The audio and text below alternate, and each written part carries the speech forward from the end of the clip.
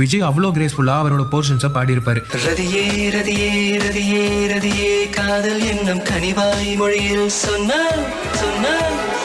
இதே படத்துல விஜய் பாடின இன்னொரு பாட்டு சந்திர மண்டலத்தை. முன்னாடி நம்ம பார்த்த நிலவே நிலவே பாட்டுக்கு அப்படியே ஆப்போசிட்டா இந்த பாட்டு இருக்கும். சந்திர மண்டலத்தை சுத்தம் செய்து சாலைகள் இட்டு வைப்போம், வார்த்தைகள் கோலமிட்டு புத்தம் போது வாழ்த்துக்கள் சொல்லி வைப்போம்.